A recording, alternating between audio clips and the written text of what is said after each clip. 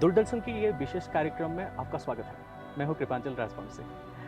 आज हम लोग जहाँ हैं, वहीं से इतने सारे काम नॉर्थ ईस्ट तक हुआ है, जो अनगिनत है, बोल के हम लोग ख़त्म नहीं कर पाएँगे। आज हम लोग डीजी सर के ऑफ़िस में हैं। Lieutenant general Pradeep Chandran Nair sir हमारे साथ हैं और सर के साथ हम लोग बहुत बातें करेंगे, क्योंकि सर का करियर और नॉर्थ ईस्ट का जो इम्प्रूवमेंट, डेवलपमेंट सब कुछ यही हुआ है।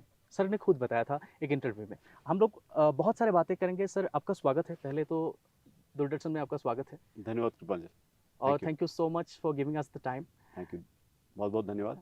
सर पहले हम लोग as a DG of Assam Rifles बात नहीं करेंगे, पहले आपको ये बताएंगे कि आप हमारे बहुत ही क्लोजेस्ट परिवार में से एक हैं, थैंक यू। क्योंकि अभी 23rd 23 साल होने वाले हैं यहाँ सर्विस आपका नॉर्थ ईस्ट में। आपने बिल्कुल। बहुत कुछ देखा है सर यहाँ, जितना अच्छा हुआ है, जितना बुरा हुआ है, जितना डेवलपमेंट हुआ है, सब कुछ आपने देखा है।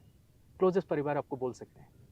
सर पहले एक परिवार के जैसे बात करते हैं, आप बोलिए ना, कैसा लगता है आपको नॉर्थ ईस्ट, और नॉर्थ ईस्ट के बारे में क्या बोलना चाहेंगे? नॉर्थ ईस्ट वासी को क्या बोलना चाहेंगे आप? सबसे पहले मैं आपको ये कहना चाहूँगा कि मैं नॉर्थ ईस्ट में आया था सबसे पहले 1986 में, जी सर। जब मैं एक सेकंड लेफ्टिनेंट था। हाँ। तो सेकंड लेफ्टिनेंट के उस रैंक से लेके अब तक लेफ्टिनेंट जनरल के रैंक तक जो मैंने बदलाव देखा है नॉर्थ ईस्ट में, जी सर। वो वाकई काबिल तारीफ है। हम्म। लेकिन जब मैं सबसे पहले यहाँ आया था 1986 में, मैं सिक्किम में था और सिलीगुड़ी कॉरिडोर जहाँ आप जानते हैं उसके नॉर्थ में है। जी। तो उस समय जब मैं यहाँ आया था, जब मैंने इसको कंपेयर किया देश के बाकी हिस्सों से, तब सबसे पहला मेरा फीलिंग यही था कि इस एरिया में पोटेंशियल बहुत है। हम्म। लोग इतने अच्छे हैं, ब्लेस्ड बाय नेचर है, लेकिन डेवलपमेंट यहाँ क्यों नहीं हुआ? क्या कारण है? जी। एक तो एक मेन कारण उन दिनों में कहते थे कि सिलीगुड़ी कॉरिडोर है, एक छोटा सा नैरो 18-20 किलोमीटर का स्ट्रेच है जहाँ से सारे रेल्स रोड सब गुजरती हैं, इसलिए जो कुछ भी यहाँ डेवलपमेंट होना उसी के ज़रिए होगा। जी। और लोगों का शायद आउटरीच, जो यहाँ के लोगों का आउटरीच बाकी देश के भागों में इतना ज़्यादा नहीं था। जी। जी। तो इंफ्रास्ट्रक्चर एक बड़ी समस्या थी। हम्म। फिर लोगों को जानकारी, ना ही यहाँ के लोगों को जानकारी इतनी थी बाकी हमारे देश के बारे में, ना ही हमारे बाकी जो देशवासी हैं उनको भी यहाँ के बारे में काफ़ी नॉलेज नहीं था। जी। लेकिन उस समय से लेकर अब तक काफ़ी बदलाव हुआ है। पिछले 10-12 सालों में खासकर जो डेवलपमेंट मैंने देखा है, जी। शायद पहले इतना कभी नहीं हुआ था। आप किसी भी नज़रिए से देखिए, कनेक्टिविटी, इंफ्रास्ट्रक्चर, लोगों के लिए स्कीम्स जो बनी हैं, नॉर्थ ईस्ट पे जो फोकस हुआ है, जी। लुक की से एक्ट ईस्ट जो हुआ है, जी। जिसमें जी। रेगुलरली यहाँ पे इतने इन्वेस्टमेंट्स अभी बढ़ गए हैं। फिक्की के यहाँ पे कॉन्फ्रेंसेस होते थे, एक ज़माने में हम सोच भी नहीं सकते थे कि फिक्की का कॉन्फ्रेंस यहाँ गुवाहाटी में हुआ। यस। अभी तो हर साल होता है और हर साल हम देखते हैं कि इंडस्ट्री यहाँ पे आ रही है, इन्वेस्ट कर रही है, ना केवल प्रॉमिस कर रही है लेकिन इन्वेस्ट भी कर रही है। जी। किसी ज़माने में हमने ये नहीं सोचा था कि नॉर्थ ईस्ट में डुरैंड कप होगा, हाँ। नॉर्थ ईस्ट में मिस इंडिया का कंपटीशन होगा, ये बिल्कुल सोच के बिल्कुल ही बाहर था। जी। लेकिन आज सब ये सब सच्चाई है। यहाँ के यूथ में जो पोटेंशियल है वो है यहाँ के लोगों का स्वभाव, जिसके कारण उनके सॉफ्ट स्किल्स। यस। यहाँ आपको, आपका जो यूथ है वो अधिकतम साइंटिफिक साइंस की तरफ इंक्लाइन नहीं है, बट सर्विसेज इंडस्ट्री इसमें काफ़ी इनकी दिलचस्पी भी है, इनका टैलेंट भी है। अच्छा। आज की तारीख में आप देखिए, बाकी पूरे कंट्री में कौन सा ऐसा शहर है जहाँ पे सर्विसेज इंडस्ट्री नॉर्थ ईस्ट के बच्चे ना हों? एक और उदाहरण अगर मैं आपको दूं, आप पूरे देश में आज किसी भी एयरलाइन में चढ़िए, किसी भी फ्लाइट में जाइए, जी। एक ना एक क्रू ज़रूर आपको नॉर्थ ईस्ट का मिलेगा। जी। तो ये सब चीज़ें कभी हमने सोची नहीं थी, लेकिन अब हुआ है। इसका मतलब 86 से 86 सर से लेके अब तक। So I feel there is a lot of integration जो हुआ है अभी जी। नॉर्थ ईस्ट का। जी। और एक समय मतलब कुछ सालों तक भी जी। लोग कहते थे north east and mainland India, और मेरा हर जगह मैं जहाँ भी जाता हूँ मैं कहता हूँ north east is as much main India, ये भी मेनलैंड इंडिया, इसमें क्या कमी है, इनके लोगों में क्या कमी है। जरूर। तो ये जो नैरेटिव है mainland India north east India, इसको मेरी कोशिश रही है कि इसको ये बाइनरी कोई क्रिएट ना करे। राइट। क्योंकि सबसे पहले एसिमिलेशन अगर आप करना चाहते हो नॉर्थ ईस्ट के लोगों को, सबसे पहला ये है, लुक एट द पोटेंशियल जो है यहाँ पे north east in terms of energy, water resources, the forest cover. लोगों को पता नहीं है कि 35% फॉरेस्ट कवर पूरे देश का यहाँ पे है, 45% वाटर रिसोर्सेज हाइड्रो पावर अगर जनरेट होने वो यहाँ है नॉर्थ ईस्ट में, और जबकि एरिया कितना है, केवल 8%, लोग कितने हैं, केवल 4%। तो ये चीज़ें हैं जो मैं हर समय हाईलाइट करना चाहता हूँ। और जैसे आपने कहा इतने साल यहाँ रहने के साथ अब मैं इनके साथ जुड़ चुका हूँ। मुझे नहीं लगता जब मैं रिटायर हो जाऊँगा मैं यहाँ से जा पाऊँगा, मेरा दिल यहीं रहेगा, मेरी अच्छा। आत्मा यहीं रहेगी। बहुत बढ़िया सर, और हम भी चाहते हैं सर आप हमारे पास रहिए, हमारे साथ रहिए एज ए चीफ। आपने बहुत सालों से असम राइफल्स को देखा है, अभी शायद 46 बैटेलियंस होगा सर आपका ग्रैंड टोटल, और पर्सनल्स भी हज़ारों होगा, 750 से स्टार्ट हुआ था, और अभी जाते जाते आपका टेन्योर लगभग ख़त्म होने वाले हैं। एक लंबा सफ़र है सर, लंबा सफ़र में असम राइफल्स को आपने बहुत नज़दीक से देखे हैं। जानना चाहूँगा सर असम राइफल्स के बारे में, आप क्या कहना चाहेंगे? आप प्राउड असम राइफल्स के चीफ हैं। सबसे पहले तो मैं आपको धन्यवाद कहना चाहता हूँ कि ये आपने बिल्कुल मेरे दिल का सवाल आपने पूछा है, जी। क्योंकि ये फोर्स मेरे काफ़ी दिल के करीब है। जैसे आपने कहा था कि मेरे यहाँ अभी कुल मिला के 22-23 साल मेरे बीते हैं, मेरे 38 साल सर्विस में से 22-23 साल, तो मैं कहना चाहूँगा मैं वैसे नॉर्थ ईस्ट कैडर का आप कह सकते हो, जैसे IAS IPS में होता है नॉर्थ ईस्ट कैडर, तो उसी लॉजिक से मैं बहुत साल यहाँ रह चुका हूँ। और ये फोर्स जो है, जैसे आपने ठीक बताया कि इसकी शुरुआत 750 सोल्जर्स के साथ हुई थी, आज ये 66,000 तक पहुँची है। 46 बटालियन, और हमने सरकार को रिक्वेस्ट किया था कि 5 और बटालियन खड़ी हो जाए। मेरी पूरी आशा और उम्मीद है कि ये बटालियन भी रेज होंगे, क्योंकि अब आगे बढ़कर रोल हमारे बढ़ेंगे। और आपको ये कहना चाहता हूँ कि पिछले 190 साल में, तकरीबन 190 साल में हमारा रोल बदली होता रहा है। जैसे जैसे हालातें बदली हुई हैं, जैसे जैसे ज़रूरतें बदली होती रही हैं जी, आवर रोल हैज़ चेंज।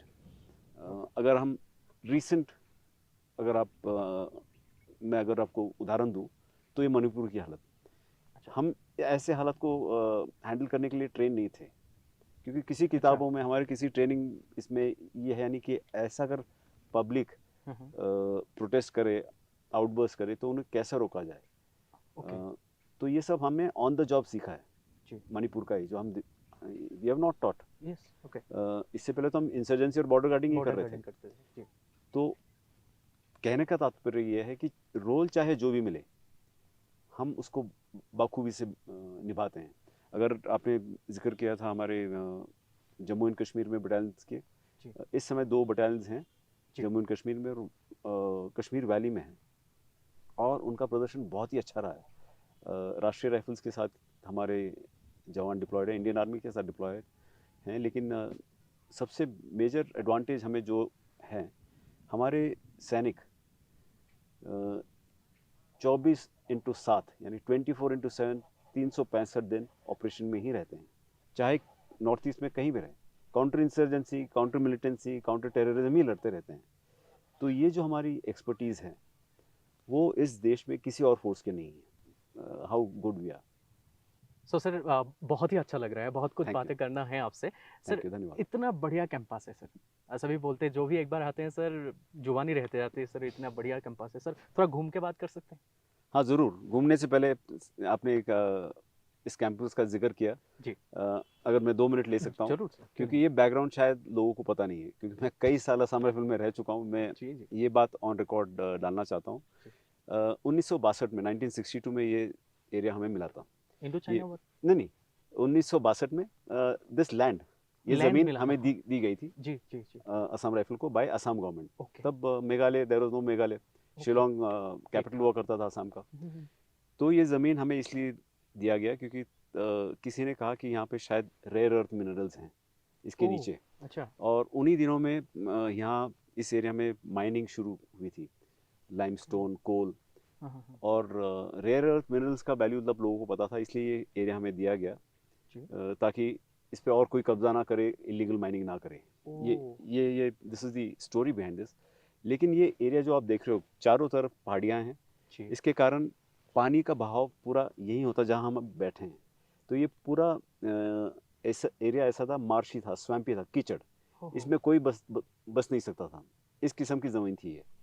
तो यहाँ आने से पहले, हम यहाँ 2010 से लेकर 2012 में ये कैंपस इस्टेब्लिश हुआ, ज़्यादा पुराना नहीं है, केवल 12-13 साल पुराना ही है। जी। लेकिन यहाँ आने से पहले जो हमारे पूर्वजों ने, जो प्रीडेसेसर्स हमारे, उन्होंने क्या किया, यहाँ पे बड़े बड़े ह्यूम पाइप्स डाले ताकि ये पानी ड्रेन आउट हो, और बाहर पानी चला ड्रेन आउट होके ये हमने 2 झील जो आपको नज़र आ रहे हैं, दीज जी। Lakes we created. So today there are Hume lakes below this, Hume pipes Hume pipes अभी भी हैं? अभी भी हैं। तो वहाँ से पानी डाइवर्ट होकर ये लेक क्रिएट किया गया है। तो इसको बनाने में बहुत मेहनत हुआ है, बहुत कष्ट किया हमारे पूर्वजों ने। So my gratitude to them, that's why I wanted to tell you और दिस। Gratitude to sir. चलना ये बिहाइंड द स्टोरी सर पता नहीं था हमको भी। अच्छा लगा सर सुन के। Thank you. ठीक है सर, दिखाते हैं, Yes. दर्शकों को भी दिखाते हैं। सर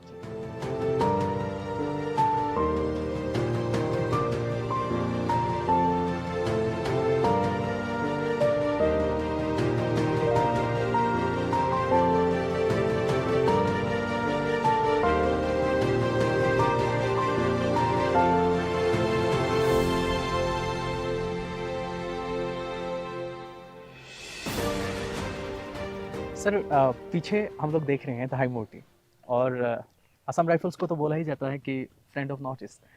जानना चाहूँगा सर ढाई मूर्ति के बारे में थोड़ा।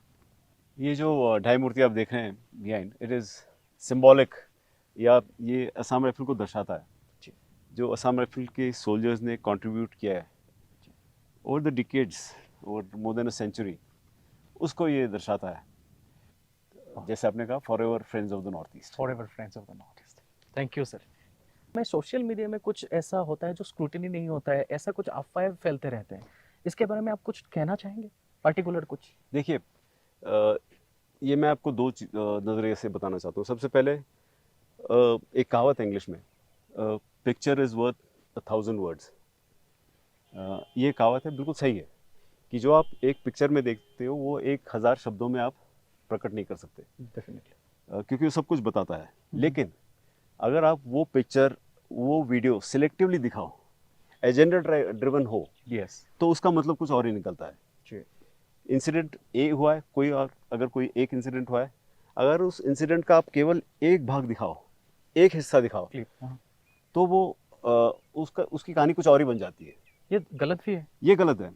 और कई, जो आपने कहा, सोशल मीडिया में जो वीडियोस चली हैं मणिपुर के, कई ऐसे वीडियोस हैं जो म्यांमार की हैं, पुरानी वीडियोस हैं, हाँ। पुराने वीडियोस हैं, म्यांमार की हैं, कहीं और की हैं, हाँ, हाँ, वो हाँ। है नहीं, हमारे हैं नहीं। वहाँ वो दिखा रहे हैं, सोशल मीडिया में चल रहा है, इंडियन आर्मी, असम राइफल के व्यूज सोल्जर के लिए कर रहे यूज हैं के सर। लिए कर रहे हैं। पैसा, अब व्यूज। मैं आपको कम से कम 20-30 वीडियोस ऐसे दिखा सकता हूँ जहाँ सोशल मीडिया ने लिखा है कि ये असम राइफल और इंडियन आर्मी के सोल्जर्स हैं जो पक्ष ले रहे हैं इस कम्युनिटी का, और नज़दीक से देखो तो वो किसी और आर्मी का है, वो इंडिया का है ही नहीं। वो आपको पता है, इस एरिया के, इस रीजन के लोग, साउथ ईस्ट एशिया के लोग, उनका जो अपीयरेंस है, फेशियल अपीयरेंस तकरीबन मैच करता है यहाँ से। तो एक्टिविटी कहीं और, किसी और देश में, किसी और प्रांत में हुआ है, शांत स्टेट में हुआ है, वा स्टेट में हुआ है, वहाँ के चिन स्टेट में हुआ है, वो सारे यहाँ सोशल मीडिया में दिखाते हैं, कहते हैं ये मणिपुर में हो रहा है, मणिपुर में हो रहा है। Which is wrong. और these are things which inflame the passions of people. Yes. भड़क जाते हैं लोग, भड़क जाते हैं, जो कि गलत गलत है, मैसेज जाते जो हैं गलत सब। करता है। और इसका सबका एक एजेंडा है लोगों का। कुछ लोग ऐसे हैं जो चाहते हैं कि ऐसा हो, जो कि गलत है। लोगों के बीच इस बार खेल होगा, लोगों के बीच इस बार पढ़ाई होगा, इस बार लोगों को हम लोग यहाँ भेजेंगे। मतलब ये जो इनिशिएटिव है असम राइफल्स का, ये आपसे क्लेरिफिकेशन और आपसे जानना भी चाहूँगा, ज़्यादातर जानना चाहूँगा कि असम राइफल्स ये करते हैं, अपना मानते हैं इस बात के लिए। तो सर ये इनिशिएटिव कब से लेना हुआ, और ये आप लोगों का एजेंडा में है, या फिर आप लोग सोचते हैं कि नहीं नॉर्थ ईस्ट के लिए करना चाहिए, या कश्मीर के लिए करना चाहिए? देखो, जैसे मैंने आपको बताया, सबसे पहले मैं भी एक यंग यूथ था जब मैं सबसे पहले यहाँ आया था, तो उस हालत में इन योर 20s 30s आपके माइंड्स बड़े इम्प्रेशनेबल होते हैं जी। और उनके अपलिफ्टमेंट के लिए जो हमें करना चाहिए वो हमने पूरी कोशिश करी। जी। मेरे जैसे मेरी उम्र के लोग जो मोर देन क्लोज टू 60 जो हैं, इनके माइंड्स करप्टेड है बाय एंड लार्ज। हम सब बैगेज पीछे हिस्ट्री में अटके हुए हैं, हम आगे का नहीं सोचते हैं, ना ही हमें लगता है कि जो हम कर रहे हैं, क्योंकि we have that edge on our side, we control the narrative, we should control the narrative, we should control the youth. But बात ये नहीं है, it is all about the future. आपको युवा के पीढ़ी के बारे में सोचना चाहिए, जो मेरा फोकस रहा है शुरू से ही। उदाहरण के तौर पे अगर मैं कुछ बातें आपको बताऊं, हमने एक स्कीम लॉन्च किया था कि जब मैं आईजी था नागालैंड में, कि रिमोट एरिया से बच्चों को लेके हम उन्हें ट्रेन करते थे ताकि वो सैनिक स्कूल ज्वाइन करें। जी। आपको पता है यहाँ के कुछ 7 महीने पहले जो एक आर्मी कमांडर यहाँ के ईस्टर्न कमांड के रिटायर हुए जनरल राणा प्रताप कलिता, वो भी सैनिक स्कूल के मेरी तरह। अरे तो since we have gone through the process, हमें पता है हम कितने हम्बल लो लेवल सोसाइटी से आए थे और ऊपर वाले की दया से हम जहाँ भी पहुँचे हैं। तो ये हमारे दिल में ज़रूर था कि मैक्सिमम बच्चे जो रिमोट एरियाज़ के, इन्हें सैनिक स्कूल में भर्ती किया जाए, मिलिट्री स्कूल्स में भर्ती किया जाए जी। और ये प्रोजेक्ट हमने बहुत मेहनत से किया है। जी। आज की तारीख में इस साल के एकेडमिक ईयर में नॉर्थ ईस्ट में जितने भी सैनिक स्कूल्स हैं जी। उसमें से 265 बच्चे हमने ट्रेन किए हुए हैं और ये सब बिल्कुल रिमोट एरिया से, चाहे वो नागालैंड हो, मिजोरम हो। सर आप लोग कैसे ढूंढते थे? हम टैलेंट देखते हैं, क्योंकि हमारे कंपनी ऑपरेटिंग बेसिस, हमने कंपनी कमांडर्स और foot soldiers are company commanders, ये पूरा उनका काम है। हाँ। ये ढूंढते हैं, क्योंकि ये विलेजेस में जाते रहते हैं, इन्हें पता है कि हाँ, अच्छा इस विलेज में ऐसे बच्चे हैं जो ब्राइट हैं लेकिन पुअर हैं। तो इन्हें केवल हमने कोचिंग भी नहीं किया, एंट्रेंस एग्जाम के लिए कोचिंग किया, और उसके साथ साथ जब बच्चा सैनिक स्कूल में ज्वाइन करता है जी, तो उसको तकरीबन 1.3 लाख फीस देना भी पड़ता है, जो कि इनके कैपेसिटी से बाहर है जी। तो उसके लिए हमने बैंक्स के साथ MOU साइन करके काफ़ी हमने उनसे CSR लिया है। और आज की तारीख में जो भी ये 200 कुछ बच्चे अभी जा रहे हैं, इनको इनमें जो इकोनॉमिकली वीक हैं, जो कि 90% हैं, हाँ। उनकी सारी फंडिंग हमने करी है। वाह। ये एक उदाहरण है जी। फिर दूसरे लेवल पे हमने 12वीं क्लास के जो बच्चे हैं उनको एक साल ट्रेन किया और आज की तारीख में 160 इस एकेडमी के लिए हमने पिछले साल शुरू किया था। पिछले साल हमने एक नागालैंड में एक प्रोजेक्ट शुरू किया था, लेकिन अभी उसको बढ़ाया हमने जी। तो इस साल 160 बच्चे हैं जिन्होंने नीट के लिए और JEE joint entrance exam engineering वाला जो है नीट एंड JEE में अपेयर किया है। हाँ। और जो हमने बच्चे ट्रेन किए थे उसमें से 88% children have got into professional colleges and again this children are from again बहुत रिमोट एरियाज के बच्चे हैं। उन्हें हमने हमारे कैंपस में रखा, पढ़ाया, उनका रहना सहना मतलब हॉस्टल, एडमिशन वगैरह, किताब वगैरह सब कुछ, एवरीथिंग प्रोवाइडेड, और उनको ट्रेन किया एक साल। तो 88% of this children have got into nationally reputed engineering and medical colleges. So these are things, इसका जो असर है वो आज नहीं मिलेगा आपको, आज से 10 साल के बाद, 15 साल के बाद। अगर देखा जाए for entry into security forces, similarly हमने और भी बच्चों को, रिमोट एरियाज के बच्चों को ट्रेन किया अग्निवीर स्कीम के लिए। हाँ। होम मिनिस्ट्री के जो असम राइफल, BSF, ITBP वगैरह के फोर्सेस में एंट्री करने के लिए SSC एग्ज़ाम जो कहते हैं एंट्रेंस, उसके लिए भी ट्रेन किया है। तो उसमें भी अगर मैं आपको स्टैटिस्टिक्स दूँ, पिछले एक साल में तकरीबन 380 या 382 लोग बच्चे अभी they have joined as soldiers in all these forces. So इसका जो फ़र्क है जो मैं कह रहा हूँ आपको, it will be seen in times to come, not now. बच्चे दिख रहे हैं और ये इतना अच्छा खबर है। हम लोग ट्राई करेंगे सर, जो आप लोग रिमोट एरिया से जिनको भी ला रहे हैं, जिनको भी आप प्रोवाइड कर रहे हैं ये फैसिलिटीज़, उन लोगों से भी बात करेंगे कभी। आप लोगों के थ्रू जाएंगे, उन लोगों के माता पिता से बात करेंगे, कितना खुश होंगे वो लोग, कितना बढ़िया काम आप लोग कर रहे हैं। सच में सर फिर से बधाई हो सर, ये सिलसिला जारी रहे असम राइफल्स का और दिलों में बसे रहें असम राइफल्स हमेशा। यह हमारा भी शुभकामनाएं हैं, दर्शकों का भी शुभकामनाएं रहेंगे सर आपके साथ।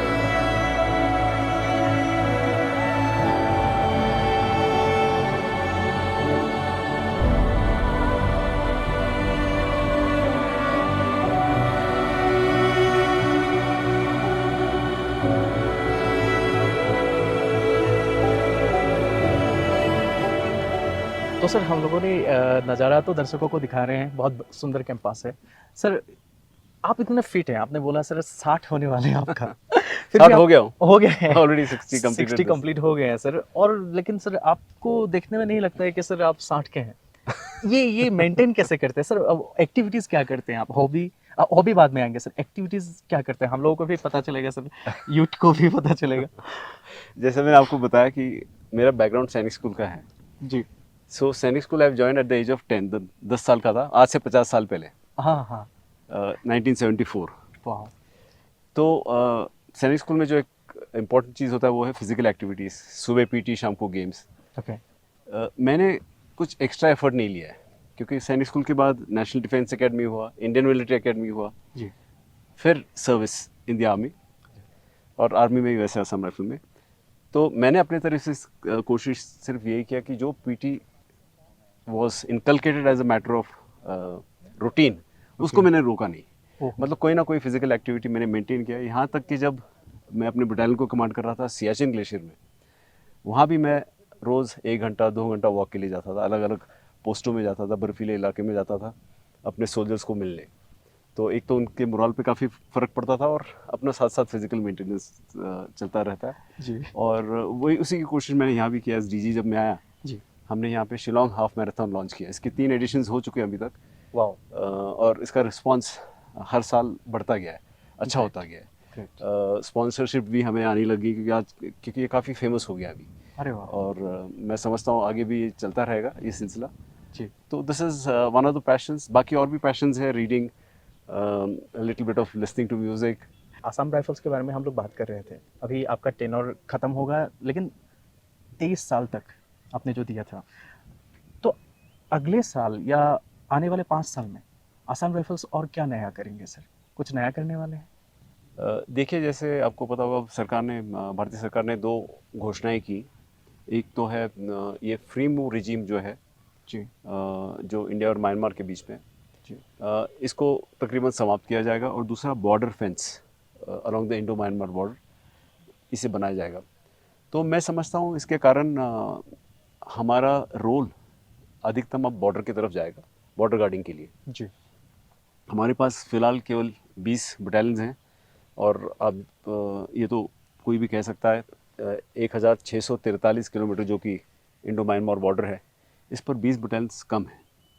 इसमें और बटालियन चाहिए होंगी, लेकिन उससे पहले इंफ्रास्ट्रक्चर बनना ज़रूरी है। रोड, वहाँ तक पहुँचने की क्षमता वो होनी चाहिए, जो सरकार अभी कर रही है। There are trans Nagaland highway, trans Arunachal highway, ये सब बन रहे हैं। जी।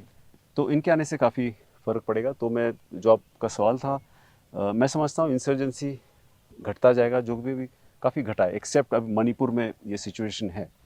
और बार बार मैं आपका फोकस ले जाता हूँ म्यांमार पे, क्योंकि म्यांमार का काफ़ी बड़ा रोल है इसमें। म्यांमार का सिचुएशन, मैं देश का नहीं कह रहा हूँ, म्यांमार के सिचुएशन का काफ़ी इम्पैक्ट होगा नॉर्थ ईस्ट पे, खासकर नागालैंड में जो बॉर्डरिंग स्टेट्स हैं, साउथ अरुणाचल, नागालैंड, मणिपुर और मिज़ोरम में।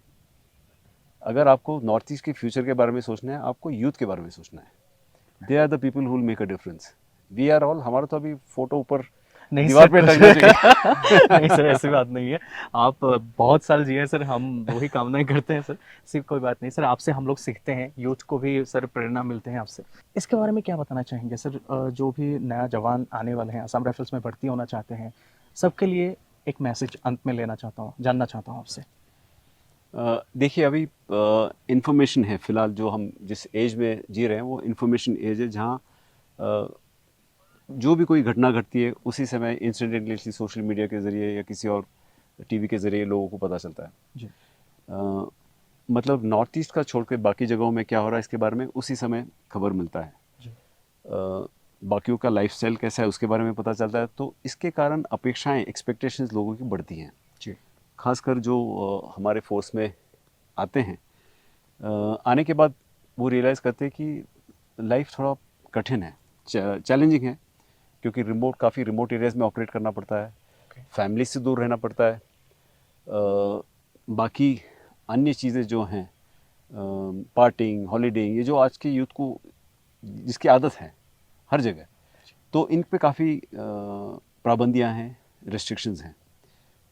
तो इसके कारण थोड़ा सा इन्हें प्रॉब्लम होता है जब आते हैं, लेकिन धीरे धीरे वो समझ जाते हैं, they get use to our lifestyle.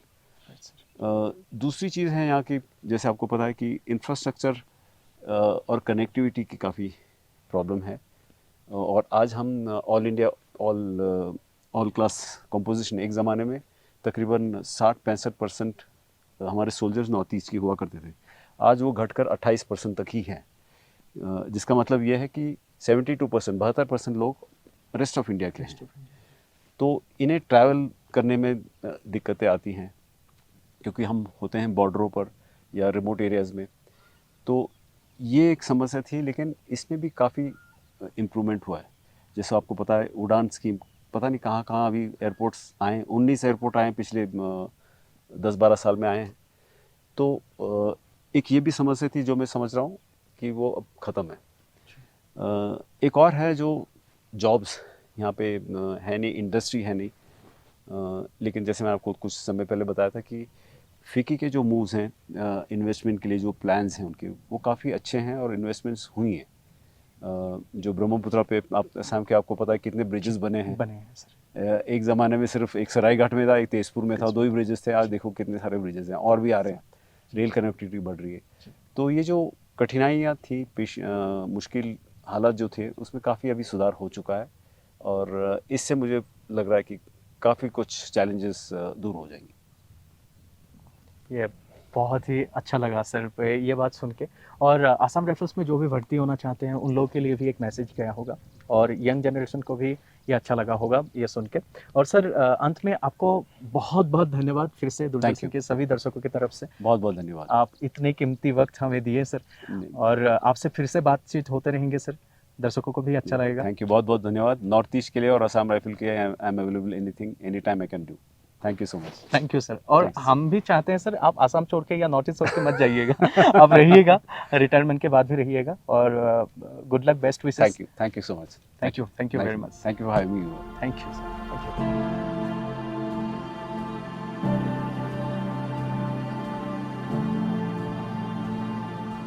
You. और इसी के साथ ये विशेष कार्यक्रम से मैं कृपांचल और कैमरा पर्सन मानव आपसे विदा लेना चाहते हैं, और नया एक एपिसोड के साथ फिर मुलाकात होंगे आपसे। धन्यवाद।